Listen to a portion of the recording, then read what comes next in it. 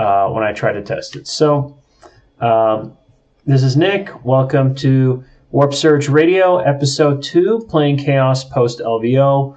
Warp Surge Radio, it's the new podcast I've got going for my platform, which is Hexfleet Virules. You can find me on Facebook and on Instagram and now on YouTube under that name. And the point of this podcast show is to cover everything related to Chaos Space Marines, Deathguard, Thousand Sons, Chaos Daemons, and even Renegades and Heretics if they ever bring that back.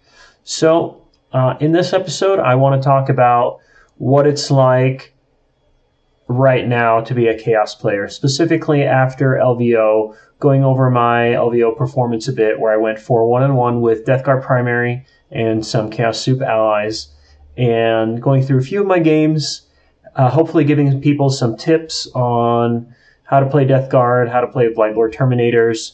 I was the third highest ranked Deathguard primary player at the LVO after the event, got 77th place out of, I think, 665 players or something, and was, I think, the highest ranked Deathguard player who didn't have Forge World in their army. So I was trying to use all the Games Workshop models, and have been thinking a lot about the list I used, have been thinking a lot about what to do now after LVO, if that list is still good, whether I can keep playing Deathguard primary or not, and just basically looking to see what maybe can be done with the new Shadow Spear stuff, what I think is going to happen with Virules Ablaze.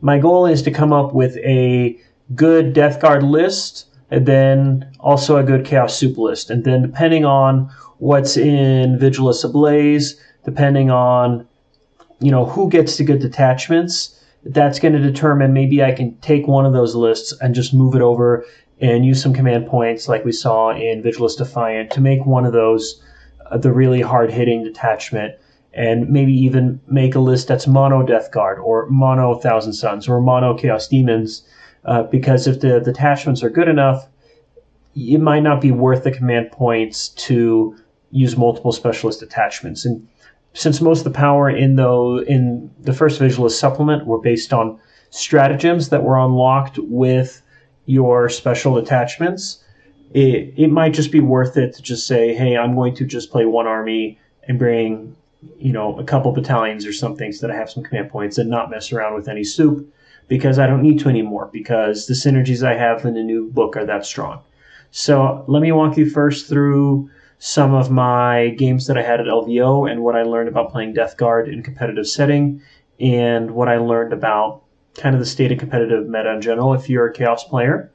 And I'm going to try not to spend too much time on that, but just walk quickly through my games and give you some thoughts about the big takeaways that might impact the list that you're making, and then use that to talk about why I want to modify the list that I took to LVO and did really well with, to try to maybe bring Mortarion to mix things up a bit. And then finally, I'm going to talk a little bit more about what I think is about to change with the upcoming FAQ, with Virules Ablaze coming out, and what we now know as of the last few days since Saturday about the Shadow Spear points and units and data sheets, and some of the rumors that I've been looking at about what might be coming out in the Virules supplement that I think is going to change things up. So, by the way, I see that there's a couple people watching now. If one of you wants to just type in the chat, it'll pop up here with your name, but that'll let me know that the audio is working, because unlike the first episode, I don't want to turn on my cell phone or something to look at it to make sure the audio is working, because last time it caused a feedback, and I don't want audio issues this time. So, talk in a chat or say something on my Facebook page if the audio is working or not working, because I don't want you to sit here and you can't actually hear me.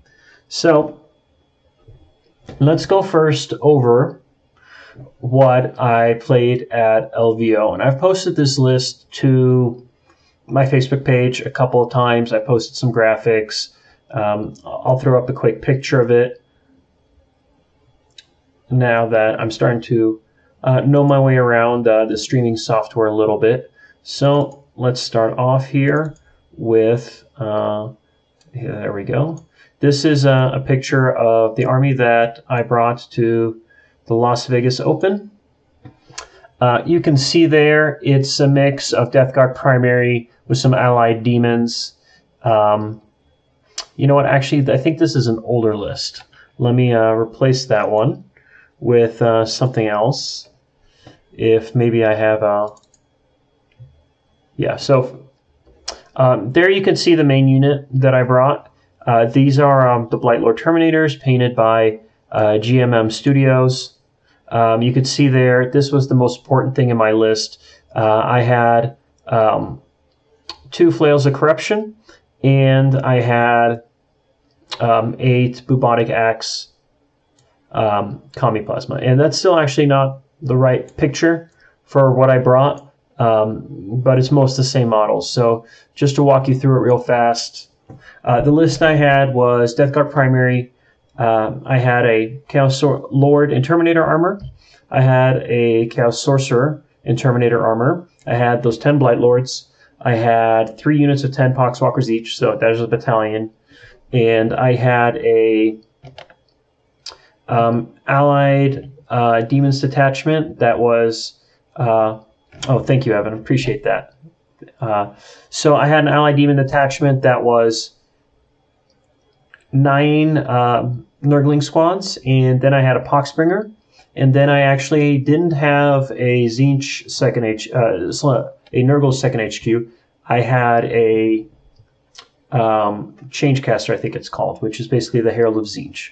And by the way, I'm noticing that just since I'm only seeing your response now, it might be that there's maybe a 30-second delay or something like that on the stream. So if somebody types something and I don't respond right away, that's why.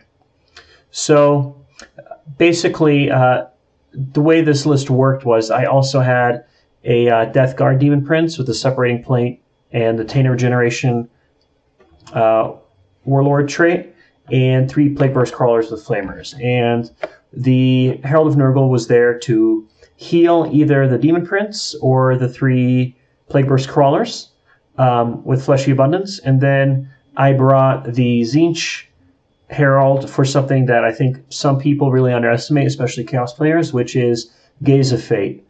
It was confirmed before the LVO with some of the judges that the correct reading of that power is it's the whole dice roll. So it's not just a die. It's not like a command reroll. If it's 2 dice or 3 dice that you're rolling with that, you have to either reroll all or reroll none of them. But that might be really good because, first of all, you can't vec that. So if I fail a charge when I'm coming down with my Terminators, and sometimes with that unit, it's a make or break deep strike charge at 9 inches, and I want to reroll a command die, someone can block that stratagem. But if I've already cast the power, there's nothing they can do to block that.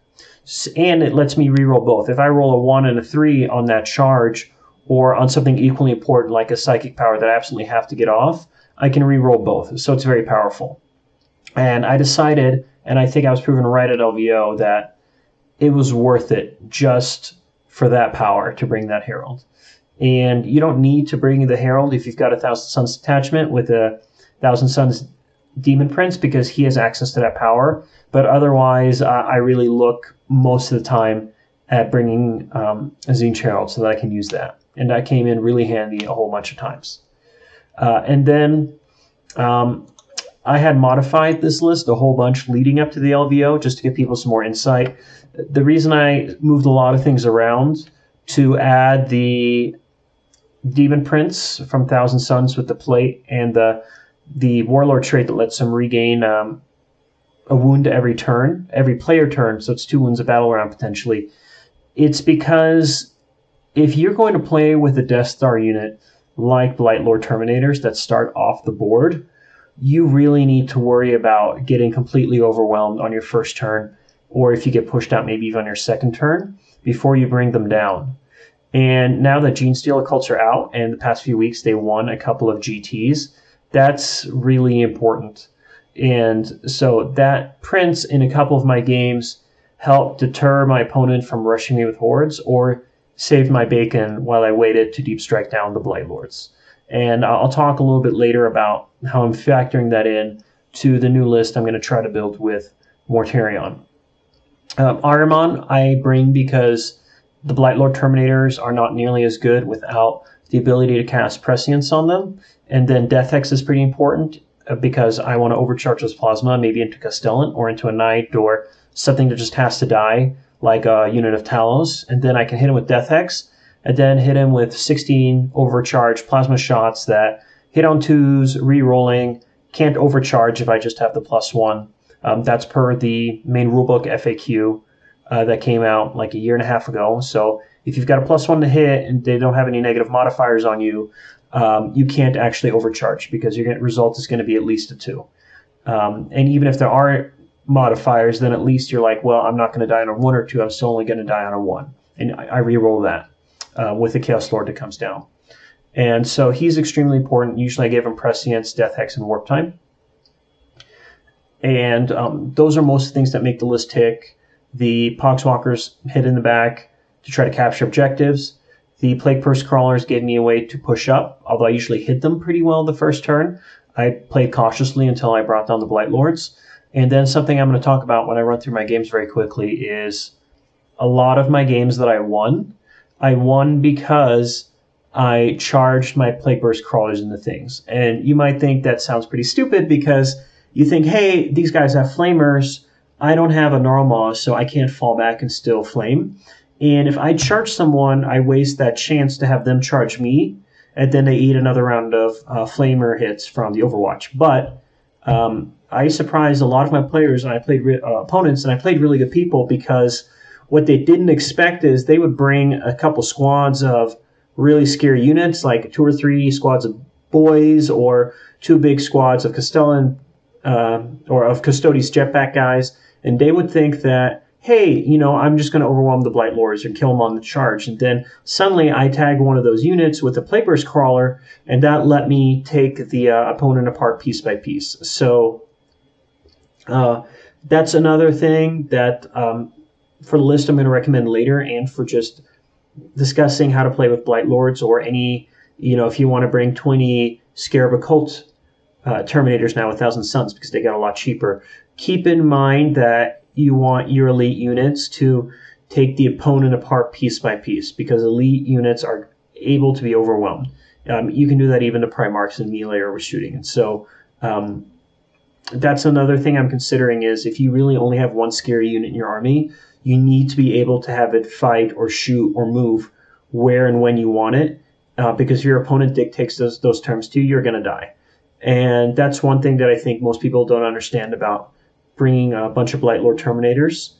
I think most Deathguard players don't understand this, and I think most other people don't understand it because you look at these guys and you think, hey, they're Nergal, they must be really tough, but maybe they don't hit that hard.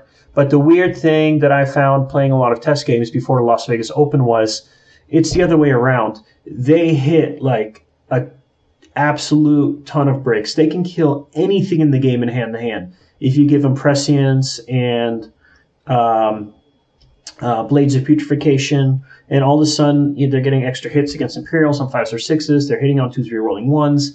They're usually, with Veterans of the Long War, wounding anything on 2s or 3s, re-rolling 1s, and 5s or 6s. 5s and 6s, depending on what you give them, can do mortal wounds. You're generating potentially a lot of extra hits with Veterans of the Long War and Prescience when you're hitting with those flails, because each attack is D3 more to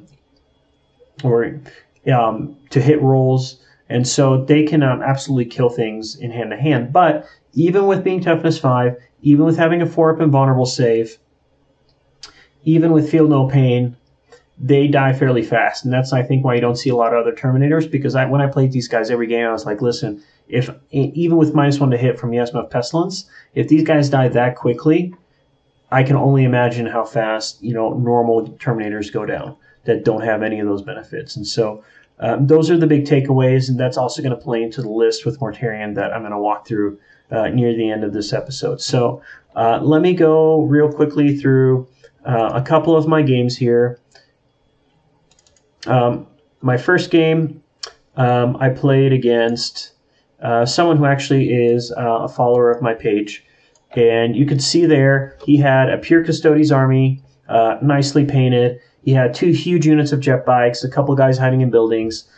This game I really won because I just held my Terminators and most of my stuff back really the whole game until he brought it all in. And then I had brought my Terminators in pretty conservatively, kept him in the back, killed one of his 2 shield captains, and then I moved up. And then if you see that Plague Burst Crawler up there in the top right, I brought it down and I charged it into the big squad. And so I was able to take them apart piece by piece. So I was able to apply what I told you a minute ago. That's definitely what won me that game. Although I played against a great guy. We had a lot of fun. It was a good game. Everybody I played at the Las Vegas Open was really awesome. Really enjoyed that. Then my second game was kind of weird. It was versus an army with like 200 models. It was against a Chaos Soup guy.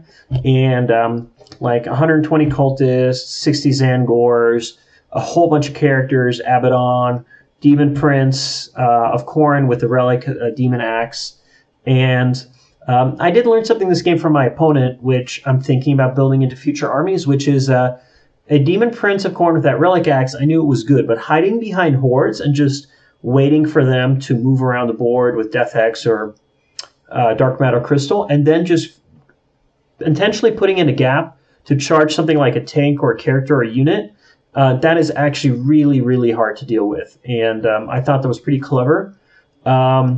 This game, I was able to make a crucial charge and, take back a game where I was pushed in and I thought I was going to get overwhelmed. But what really helped me here, and this is why I think it's really hard sometimes to play Chaos without a Demons detachment, the stratagem that lets you cause perils of the warp on your opponent on 2d3 rather than on just d3 mortal wounds once they peril. It's a 1 command point stratagem, and that is such a good stratagem. It won me, I think, 2 of my games, or helped me win 2 of the games. And by the way, if you're tuning in now, feel free to just throw in questions in the chat. I'll be doing more questions later. Want to interact with you guys, or if I'm going too slow, you let me know. I'm here for you and whatever you guys think is interesting. But on this game, you might have been able to see in there that there's some characters hiding in the middle blue squad of Zangors. There's like 6 characters there, including Abaddon, including Ahriman, and he had periled earlier, and then he perils again, and I used that stratagem, and it did a giant blob of mortal wounds on all his characters, and kept him from being able to deny me warp timing up. So I won a combat with a bunch of cultists that he had moved in, consolidated up, moved up, warp timed, and then assaulted them into Abaddon and a bunch of injured characters, and I had all my powers off, and I mortal wounded Abaddon out. I killed all those characters, pushed through a blob, and then I threw my Demon Prince that I took just to deal with hordes, large squads. He's got the 2-up save, he reflects mortal wounds back, he's got feel no pain, he regains a wound every player turn, and I'm healing him for D3 a turn, and so he cleaned up that other one. And so that helped me just walk through a really tough list that I didn't even know Deathguard could really deal with. Game 3 was very odd. It was extremely intense, so I didn't even have time to take a lot of pictures. It was versus a Ynnari and Eldar list, and Ynnari Dark Eldar. And this game, this is why I have this picture. This is why I only took this picture. It was a crazy game. I thought I was completely dead. And I had that prince I was just talking about live with 1 wound. And he just could not take it down. And then with regenerating a wound every turn with the Tainted Generation Deathguard power, and with healing him for D3 a turn from the Poxbringer, the Herald of Nergal in the back, he went from 1 wound back up to 8 over the course of 2 turns near the end of the game. And he just Congo-lined through the enemy's backline of Dark Reapers and Ranger squads and characters, and massively swung the points back in my favor, even after everything else just went catastrophically wrong with charges and the Blight Lord Terminators. So he got some extremely lucky rolls at the end, and after we both thought I was going to run away with it after coming back from big deficit, and tied it. So that's where my tie came from. But if you've never tried a demon, if you're a Deathguard player or a Chaos player, really give it a shot with a Demon Prince of Nergal, separating plate, make him your warlord, take the risk, and bring that tainted regeneration power, and maybe bring in an allied Poxbringer to heal a Nergal demon D3 a turn. It's not that hard to cast, and it has 18-inch range. And you can always move up 5, advance the guy. Maybe you have a Scrivener, so he moves an extra 2 inches. So you can get a lot of range out of that. And that character won me that game, hands down, in a tough matchup versus Ynnari Dark Eldar.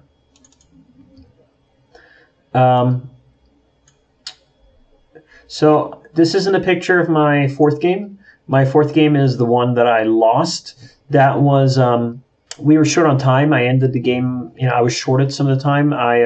He was out of time, and I had like 15 minutes left when the round ended. So that's unfortunate. Maybe I could have tried to win that game, but failed all my charges, even with the Gaze of Fate. Came down in one turn with a bunch of stuff and failed all 5 charges, including the Blight Lords. Played versus Harlequin Jet Bikes, who just mowed through all my Plague Burst Crawlers with Immortal Wounds. Extremely hard matchup, pretty open table. So difficult list, difficult table. Really bad luck, and everything together just gave him my only loss of the event. And I didn't have as much time as I wanted, so it was kind of a nightmare scenario, but nice guy, learned a lot. And then went into my 5th game wondering what I was going to play, and I played against Orcs. And so you can see there just lots of boys, a big Luda Bomb, a Vigilus, Defiant, Relic Shock Attack Gun. I had really wondered how I was going to do against Orcs. And the answer is, like I was hoping, surprisingly well. I played my Terminators pretty conservatively, started them on the board, which I rarely do. Did that so that I could cast Cloud of Flies on them and keep my Plague Burst Crawlers in front of them, so they couldn't be targeted by the Ludas for the first few rounds. And that's something I think a lot of Deathguard players don't realize, or a lot of people who play against Deathguard, is I think this was unintentional by Games Workshop. But unlike most shooting abilities or anti-shooting stratagems, it's not in your opponent's shooting phase, it's during your movement phase, which is really rough, because if you start on the board and they're not hidden, you can get totally shot off the board with your Deathguard kind of Death Star before you ever get to use that. So even if that was intentional, there was an FAQ that came out early in the edition, and I think it was to address things in other codexes, but it impacts that stratagem. And it says when you deep strike in, even though it's at the end of the movement phase, you can't use during the movement phase stratagem. So that includes Cloud of Flies. So you can't even start off the board, come in the second turn, and use Cloud of Flies. You will always have at least one round where you can be shot at. So here, that's why I started behind that cargo container. And that's why I moved up. So that I could try to always have Cloud of Flies up for the first few turns while he shot at the Plague Burst Crawlers. And in this game, it was hard to move the Plague Burst Crawlers the right amount. But what basically ended up happening is, when I built this list, I did the math, and I thought, if I have all those powers up, I can really, I can charge 2 units of 30 boys each and kill them. Or, kill one and cripple the other and force him to burn the 3 command points early to use the green mob rule, where he takes them off the board, comes back on an edge, and they're full strength. And that's exactly what I did here. I moved them up, warp timed them up, made the charge, had all the powers on them, and just decimated one squad of 30 boys, crippled the other, forced him to use that. He only has one squad that then right on the edge, because he's got 3 squads in there. And I just kind of sit on the middle objective, tank it. Eventually, they wipe out with fighting all the Orc characters with the Relic Claw and stuff. And he's also, in addition to the Ludas he's got in the ruins, he's got a wagon there with the Flash Gits, which I learned not to underestimate. They are absolutely deadly. And if you're playing an army that has a bunch of Ludas and the Flash Gits, that is just really, really hard to deal with. Especially, they do 2 damage each, so they can kill the Terminators. But, you know, killing that many units and holding the middle in that game where there's an objective inside that big building. I lost all the Terminators, but they won me the game, which is what they needed to do. And when he brought in those 30 boys, he brought them into that building in the top left corner where there's another objective, I think. But the thing is, that's why I brought that Demon Prince, so that I can do something about getting hit in my lines or on objective, even though I only have one really scary unit. And so I warp timed with Ahriman, that Demon Prince, over to that building, and he by himself easily chowed through that unit of 30 boys that had gotten resurrected from my first turn charge. So the one thing I learned here too is you think Plague Burst Crawlers are tanky, but you know, whether it's Castellan or Dark Reapers, they can still die pretty easily. But even scarier than those is a mech with the Relic Shock Attack Gun from Vigilus, Defiant, and the Warlord trait, I think it's for Death Skulls, that gives him +1 to wound against vehicles or monsters. This guy was just lighting me up with that on my Plague Burst Crawlers. He can shoot twice a turn. He can do mortal wounds. Each shot is d6 damage. He can use all the good strats on it. And just to give you one example, I mean, he rolled incredibly hot, but in just one of those rounds, in one shooting round, so not even the second time he shot, but just the first time, he did 18 mortal wounds to one of my Plague Burst Crawlers before I even saved against all the d6s. Well, at that point, I didn't even bother. So those are good things to keep in mind if you're a Chaos player and you're fighting orcs. Watch out for that if you haven't seen it already. And let me just quickly go through the final game. Oh, so this is the last game. It was again against orcs, again against a really good player. And this game was kind of odd because he had so much stuff and it was a fairly open table except for the middle. And he also, in addition to all the orc boy squads and the big Luda bomb and the characters on bikes and so on, the other thing he had was, instead of the flash gits against my 5th round opponent, he had on top of that yet another big horde. He had 30 storm boys, which you shouldn't underestimate. And hey, if you're just tuning in, feel free to say something in the chat. I'm just finishing up my LVO coverage of what my list did and how I won my games, and then talking about the new Mortarion list that I'm thinking of playing, before going into what I think is going to happen to Chaos in general in the next couple of weeks. And so this game was really odd. If you see there on the picture on the right, I've got Ahriman off his disc, but I've got some Terminators over there and stuff. And what basically happened is, usually I want to dominate the center with my Blight Lords. That's the purpose of a big scary unit like that. If any of you play chess, you know there's material and position. Material are your pieces, and position is where those pieces are on the board or what areas of the board they're denying to your opponent. And the most valuable position on the board is the center. And so a lot of times in chess, you might see a really good player sacrifice a valuable piece or two just in order to move some of their other pieces in the middle. And so, like in my 5th game against orcs, I won because I held the center objective with first Blight Lords and then characters. But in this game, I was on the far right. And so my opponent and I did this really weird dance where the Blight Lords move up past that hill, past the container, into that building in the top right corner, and they kind of moved counterclockwise around the board, while my opponent's entire army with all those boys also moved counterclockwise on the opposite side of the board, running away from me. And then I was moving my zombies along the bottom, my poxwalkers, my characters to the right, while keeping the Demon Prince in the back, so you didn't have to fight the character but could fight the boys. And so it was a really weird dance, but he basically told me afterwards, with his orc list, unless he could shoot him with Ludas, which he couldn't because I always had something else closer and I had Cloud of Flies up, there's a Plague Burst Crawler hidden behind that middle right building that would have blocked shooting to the Blight Lords. He could never shoot at me, and so he didn't have an answer. Nothing in his army, not even his war boss, the Relic Claw, wanted to fight my Blight Lords. And so I just won by having more objectives, getting a few more kills. All he could clean up were some Poxwalker squads, and I pretty much neutralized him most of the game. And you can barely see it, but in that middle right building, you see on the roof, they're actually on the first floor. Those are 10 cultists. And this is a tip that I would give any Chaos player, especially a Thousand Sons player. Don't underestimate the value of spending 1 command point at the start of the game for webway infiltration on a squad of just 10 cultists, because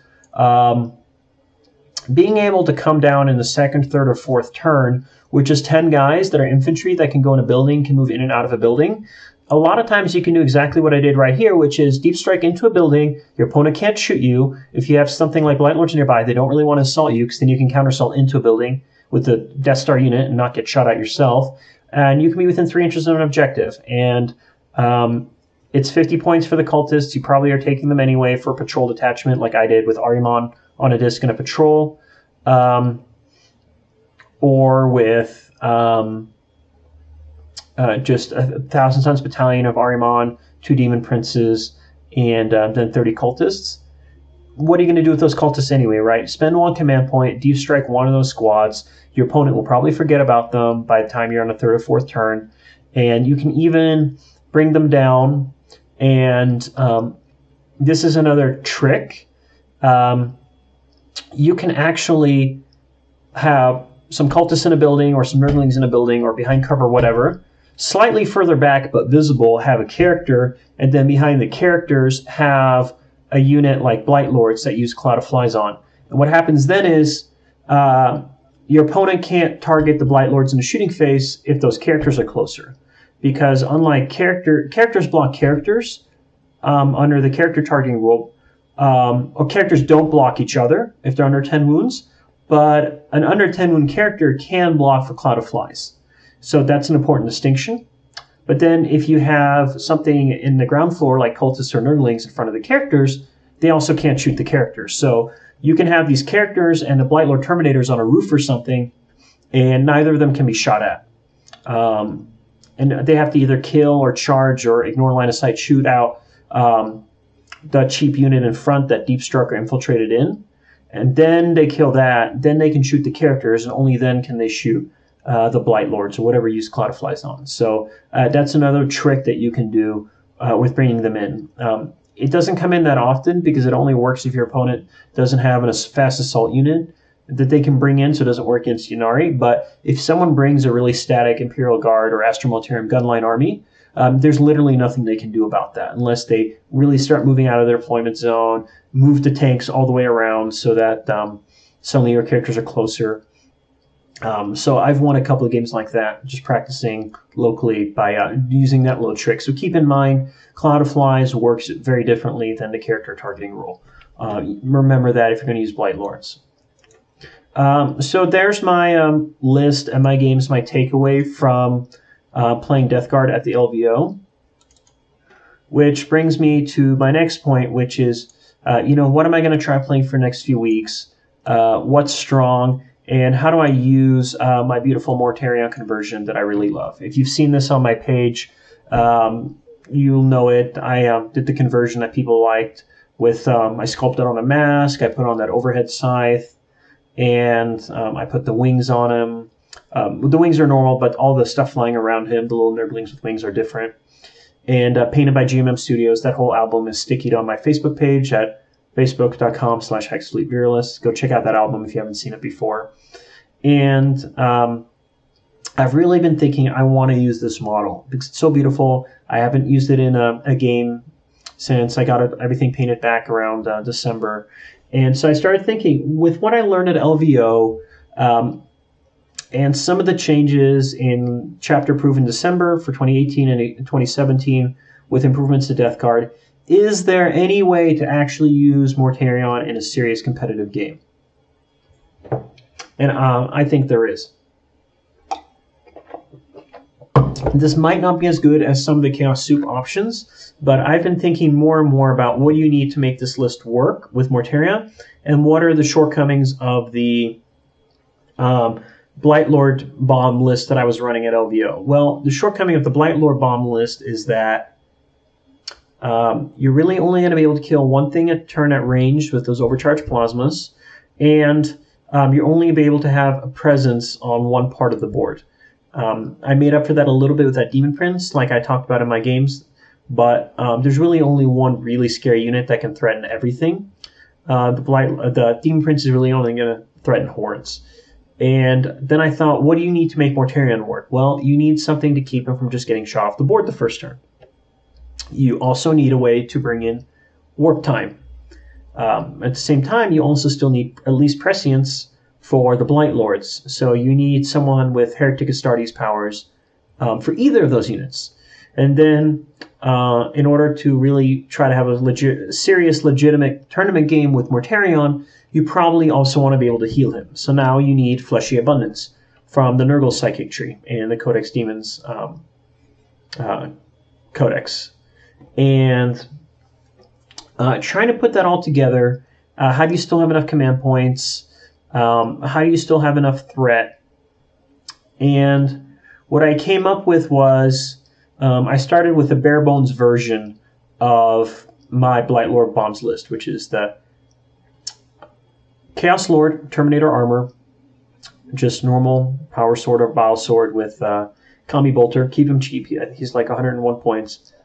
For about 112 points, you bring a Deathguard Terminator Sorcerer with the Contagion powers. And again, keep him cheap. Bring just normal Combi Bolter. And then I bring that Blight Lord bomb with the Combi Plasma Robotic Axe on 8 of them and the 2 Robotic Flails. And I know a lot of people say bring them with bolters. That did get better with the new bolter beta rules, but if you've never tried it, try my version. Because people expect to be able to kite them, or people think they're only scary in melee, and all of a sudden, in one round of shooting with all the buffs or Death Hex or something, they will take down a Knight, or they'll take down 2 Ravagers or something. And people are really surprised that in a lot of my games, they did a lot more damage in shooting than they did in melee. And that means to be able to do something on the round they come down instead of just hoping to make a deep strike charge. So try that. And then I bring 30 Poxwalkers again for the battalion command points and to capture backfield objectives. And if you've never used just these small 10-man squads of Poxwalkers, give it a shot. It's actually really annoying for your opponent to try to kill 10 Poxwalkers hiding in a building, has to use ignore line of sight, but then they always have a 5-up save. And even if you kill like 5 of them, the other 5 are still there. They're never going to fail morale. They're still holding the objective. And if you give your opponent a lot of other things to shoot at, he might never even get to shooting those Poxwalkers. And so I think Poxwalkers are a flawed unit in the Codex. The fact they can only be 20-man, it's not enough to hold up to a charge of like Orc Boys or something. You need to bring Typhus. So I think they're not a great unit. I think the Deathguard Codex in general has some issues. But using them as these small objective holders works pretty well, as long as you have other things that are high priority for your opponent to fight. Then you also bring 3 Death Shroud Terminators. And I've been telling people this for a long time on my page. I think Death Shroud Terminators are a highly underrated unit. They're 156 points for 3 of them. The Bile Spurt Gauntlets are now free, and so you can always take 2 on your Sergeant, because the second one is free too. They actually have really good stats for their points. They can fight hordes because they're doing 46 flamer shots before they charge in, and they can do it in combat because they're basically flamers, but they count as pistols, so you can fight them shoot them every round, even if you're already in combat. So they're not that easy to tie up with crappy horde units. And by the way, they hit hard enough to take out knights and vehicles pretty easily. So they're a really good deal. You bring them to fight to block for Mortarion. All right, well, what's your next detachment? Your next detachment is Mortarion in his Supreme Command. A Lord of War with the... and then you also bring 3 HQs, but it's not a Deathguard detachment. You can do a Nergal detachment. This is also something a lot of Chaos players don't know. Nergal is a faction keyword, so is Tzeentch. So you can mix across Heretic Astartes and Deathguard and Thousand Sons and the Demons Codex using those keywords, and you won't get any of the bonuses. You won't unlock stratagems, but you can do it. And in this case, you already have the Deathguard stratagems because you have a Deathguard battalion. And so what you do is you bring, alongside Mortarion, you also bring 2 Codex Demons Nergal Demon Princes with wings. The reason you do that is because their powers are really good. One of them can bring you fleshy abundance so that you can heal them, or more likely you can heal Mortarion and keep him going as the fight goes on. Hey David, good to see you. And then the other power that you're going to bring on the other guy is the Nergal Demon power for +1 to wound. And the ability to do double damage on some hits. And the reason that's important is people mostly figured this out in the months following the release of the Deathguard Codex, but most of the time, even if you're fighting a knight, as long as you bring the right powers, you're not going to use Mortarion's attack that does, one swing each, and it's d6 damage, and it's like strength 16 or whatever. What you want to do, especially if you're fighting Imperials, is even if you're fighting something beefy, you cast all these powers on him, and then you use his attack where he swings 18 times. And the reason is you can get him to the point where if you also cast a Deathguard power, Blades of Putrefaction on him, suddenly on 5s and 6s on a to wound roll, you are doing mortal wounds on top of everything else. And so you can imagine, for example, you're fighting an Imperial Knight or a Castellan or something, or a bunch of Blood Angels or whatever it is, cast Prescience on him. So he hits 18 times, or he attacks 18 times. He's hitting on 2s. He's rerolling 1s. Every 5 or 6 that he rolls on those 18 is an extra 3 attacks, or an extra 3 to hit rolls. So 18 times, 6 times you get a 5 or 6, maybe more with the rerolls. So then you have another 15 or 18 rolls that are again hitting on 2. So you can hit potentially 30 to 36 times on Imperials with that. Well, now you're probably still at strength 8, rerolling 1s. You're wounding on 2s, rerolling 1s, mortal wounding on 5s or 6s. So you can easily do 10 or 15 mortal wounds to something just from that before all the damage. And then every roll of you're also, some of those are now doing 2 damage instead of 1 because of the Nergal power. So you can fight through anything with that, and if Mortarion goes down, you can still use Blades on your Blight Lord Terminators. And so the third HQ in that detachment is it's a Heretic Astartes, Nergal marked sorcerer with a jump pack. I think it's around 120 points. And he takes warp time and he takes prescience. So he's going to cast prescience usually on the Blight Lords, unless you really want to pull off that combo with against Imperials on Mortarion, which most of the time you won't need. So most of the time you're going to throw that on the Blight Lords, and but you're still going to be able to warp time Mortarion to move him 24 inches in the first turn or in the second turn. And the way I see this working is you can hide the 3 Death Shroud behind a wall or something, and right next to Mortarion, and so your opponent probably won't be able to shoot at them, but they can still tank for Mortarion. Let's say you go first. You actually don't move Mortarion the first turn. You just keep him there, and you try to keep, hopefully you don't lose your Death Shroud, but if you do, at least Mortarion's fine. Second turn, you deep strike down with all these Blight Lords 9 inches away from your opponent, and the 2 Deathguard Terminator characters. They're a huge threat to your opponent. The same round, you move up with your 2 Demon Princes and your Jump Pack Sorcerer and Mortarion. You warp time him up, probably assault him into something. You throw all those powers on him and on the Blight Lords, and it's suddenly really hard for your opponent to figure out if he needs to shoot and fight the Blight Lords or Mortarion. And behind Mortarion, protected by him, because they're under 10 wounds, are also 2 Nergal Deathguard Demon Princes. And so there are some points to play with in that list. I don't remember if I had something else in there or not, but that by itself, I think, gives you a lot of ways to deal with the common issues of, hey, if I bring Blight Lords, they're the only scary thing in my army, or hey, Mortarion just dies first turn, or hey, I don't know how to bring in a Prescience or Warp Time, or I can't figure out how to bring all those powers and still bring in the Nergal Demon powers that I need. And so I'm noticing my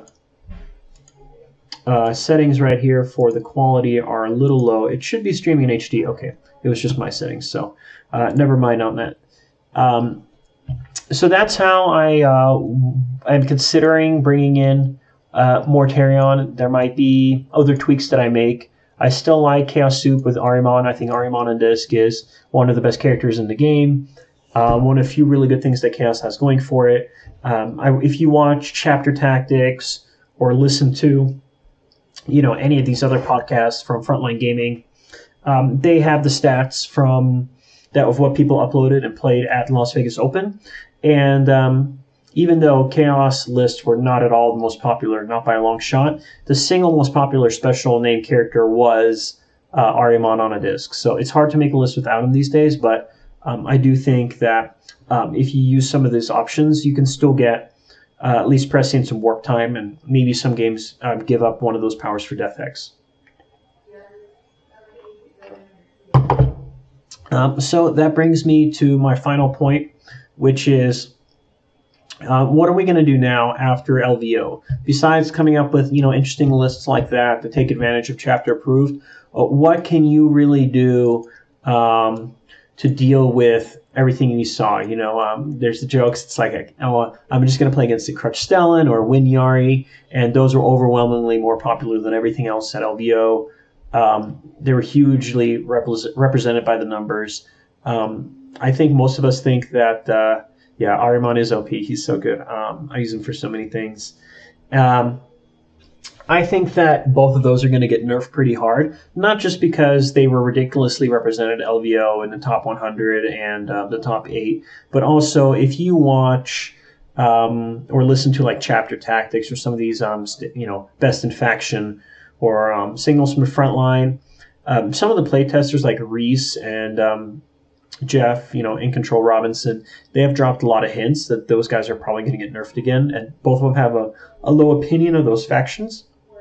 And there's been a lot of cases where playtester feedback, unfortunately, was not fully incorporated by Games Workshop. They have their own team, they make their own decisions, but it seems like if there's just overwhelmingly such data to support it and so much feedback from some of the main playtesters, I think that's going to really impact what they nerf.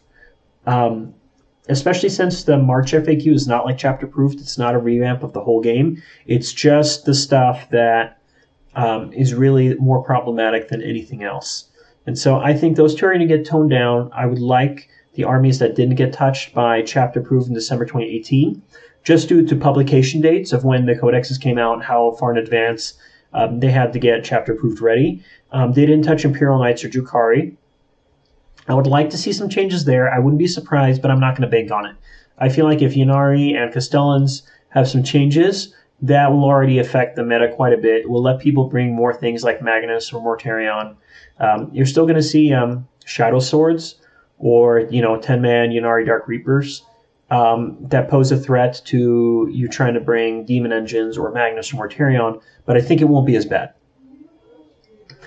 In terms of what we get in Vigilus Ablaze, I don't know how many of you have read through the story for Vigilus Defiant. It's pretty cool, but there's something important that struck me there. They discuss a lot of different factions. And almost all of the factions that they talked about showing up on the planet got rules in Vigilus 1. What are the exceptions? Chaos Space Marines, Deathguard, Thousand Sons, and Drukhari. All of those show up several times in the backstory, but didn't get any rules. Everybody else who was mentioned in the story in the first version of Vigilus, they got some rules. So I wouldn't be surprised if Drukhari got rules in Vigilus Ablaze, but I'm expecting, because they specifically introduced not just Chaos Space Marines, but they said, hey, Deathguard are here, and I do think Castellan's going to get nerfed. I don't know how they couldn't. But I don't think they would have gone through the trouble to write in Deathguard and Thousand Sons into the fluff for Vigilus Ablaze if they weren't planning on coming out with the rules for them. Otherwise, I think that would be pretty silly. And if you look at Vigilus Defiant, there's a very large number of different codexes that got special attachment and rules.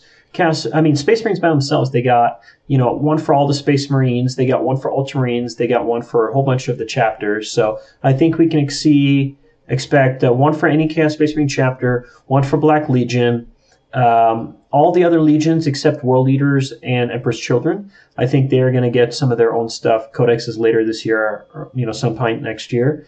And then I think we're going to get 1 or 2 for Deathguard, 1 or 2 for Thousand Sons. And I'm hoping Chaos Daemons, although I don't know, it kind of depends where they take the story and if they're planning to do demons in another book or not. But, if you look at like Imperial Guard, they got 2 or 3 special detachments just for being one codex in Vigilus Defiant. And so I'm really hoping that if you do get Deathguard, it's not just, or Thousand Sons, it's not just one detachment. It's 2 or even 3. And especially older codexes like those that I think, especially Deathguard that came out earlier in publication schedule, they need it because they don't have a lot of different things. They only have 2 pages of stratagems. They only have 1 page of relics. And at the LVO, actually, there was that closed door opportunity to talk to Games Workshop, and the head Warhammer 40,000 rules designer was there.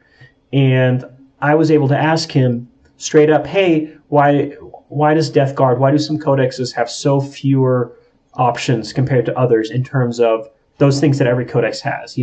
Why are there 2 pages of Deathguard stratagems and like 5 or 6 for some other codexes? It gives you a lot less to surprise your opponent with. And I asked him, is that intentional?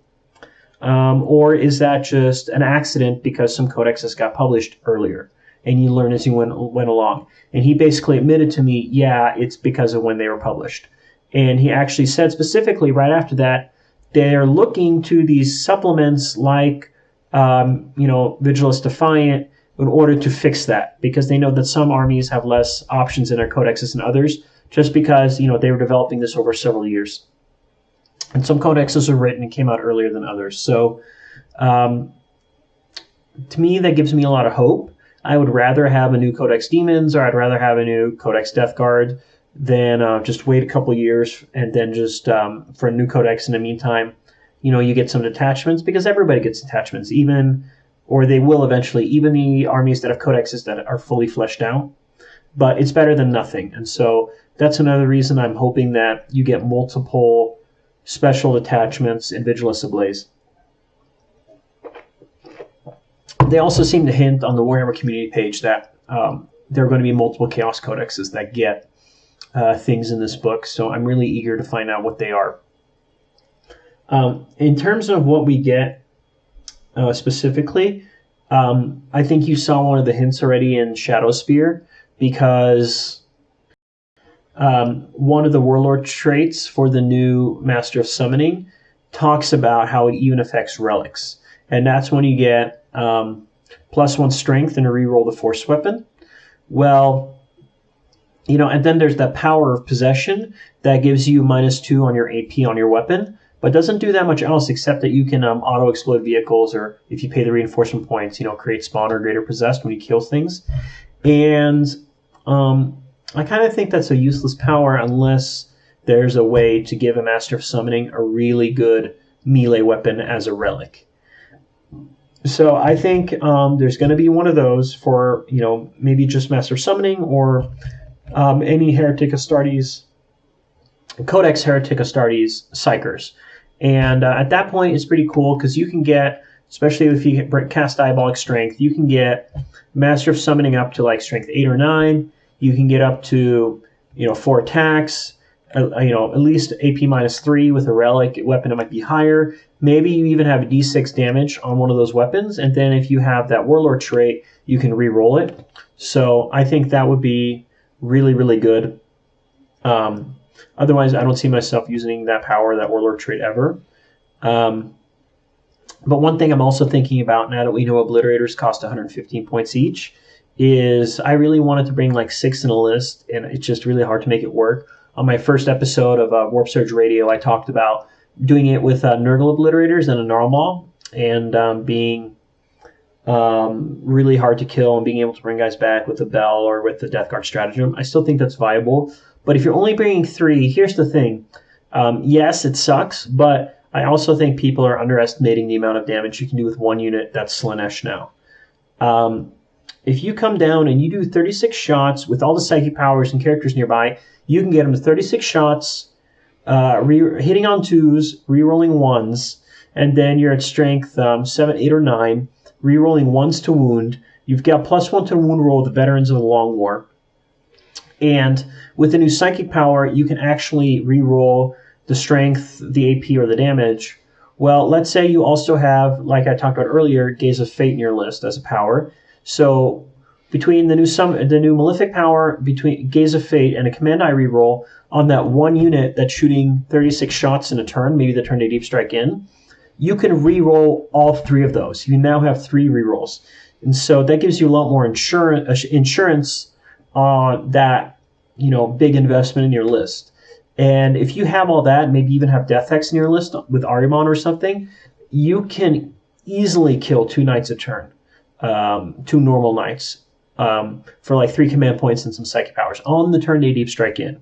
I think you shouldn't underestimate that. Now, for me, my Obliterators are all Nergal marked, so I have to get maybe some new Shadow Spear ones and say they're Slaanesh, but that's something important to keep in mind. You might, a couple months from now, be playing a game, you're like, oh, he's got 3 Obliterators, they're kind of overpriced, and they come down and they kill, 900 points or 1,000 points worth of stuff in one turn. You can even split their shooting across, 4 or 5 small vehicles each time they shoot, and they might kill it if you get that 3 damage. And so keep in mind also, now that they're 4 wounds and toughness 5 each, that Heretic Astartes Slaanesh powered is a lot more worthwhile because it's a 5-up feel no pain. And putting that on a 4 wound toughness 5 unit is going to be really nice. You can't bring them back like the Nergal ones, but that's something you shouldn't underestimate.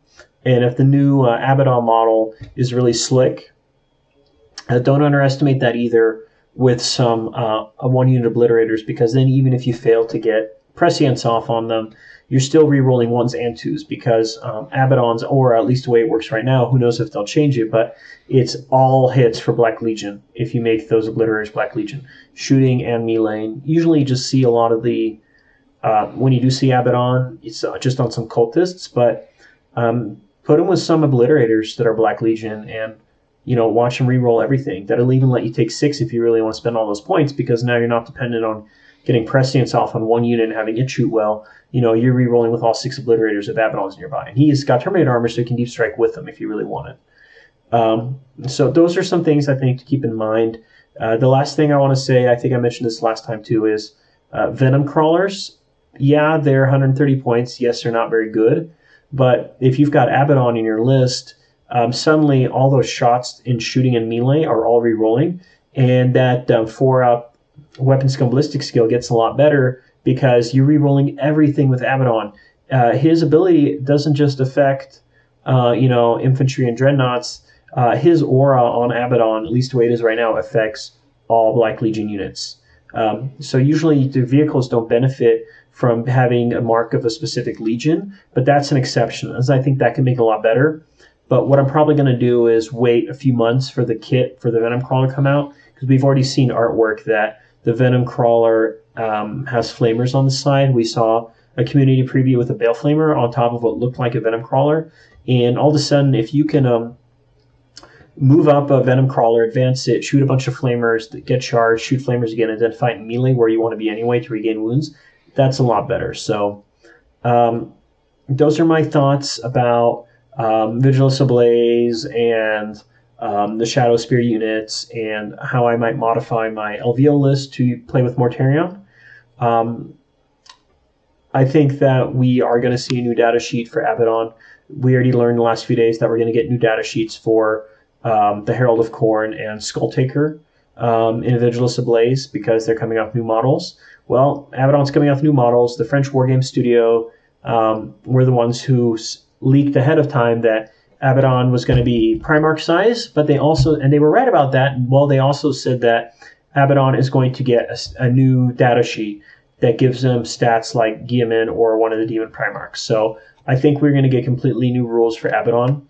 I don't know if we're going to get new rules for the Legions, but the French Wargame Studio guys also said that we're getting a new codex for Chaos Space Marines, and that we're getting a new codex for Space Marines. And that lines up with what Jeff in Control Robinson said on one of his shows recently on Chapter Tactics, that Space Marines are getting something really, really good later this year. So those rumors line up. So I think we're going to get a Black Legion or Chaos Space Marine Codex later this year. And if you guys noticed that in the next few weeks we don't get all of the Chaos Space Marine new units that we think we're going to get from the Demon Rumor Engine, the only explanation for that would be they're cutting the releases kind of in half, because either after Virules Ablaze, maybe a week or two later, or maybe later this year, there's going to be a new Chaos Space Marine Codex. And so we'll have to see what that changes. But that would also explain, I think, to some extent, why they decided not to give Deathguard and Thousand Sons any of the stuff from Shadow Spear. Those are going to be new data sheets that are either in Virules Ablaze or they're about to be in a new Chaos Space Marine Codex. So once we have that, it might change everything. But for right now, I'm holding my breath on some of the new units we've seen. I'm really betting on Virules Ablaze, but I think you can still play something that you were playing before. I can modify my LVO list to take Mortarion. I want to try that. And the biggest deterrents to really playing Chaos, I think, are Ynnari and Castellans. And I think right after Adepticon, you're going to see, like last year, the Games Workshop FAQ come out 1 or 2 weeks later. Probably the March FAQ is actually going to come out in April, unless you're just really sure about what they want to nerf already because of LVO. And that will let you bring a lot of stuff that maybe you weren't bringing before. So those are my thoughts. If you disagree, say something in the comments. Feel free to let me know what you're playing. I'll be watching the comments for this even after I finish the recording. And feel free to say hi anytime on my Facebook page, in the comments anywhere, or shoot me a message. A lot of people message me about lists or different questions that they have about playing Chaos competitively. So feel free to do that.